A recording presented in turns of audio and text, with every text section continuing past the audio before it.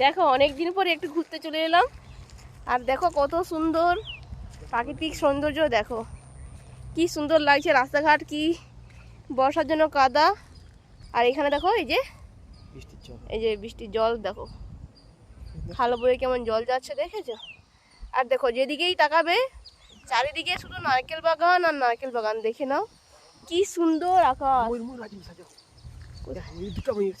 আর দেখো এখানেও কিন্তু ময়ূর। ওয়াও, দেখো গাছপালা, রাস্তাঘাট, প্রাকৃতিক সৌন্দর্য কত সুন্দর। দেখে নাও কি অবস্থা, দেখে নাও। এই যে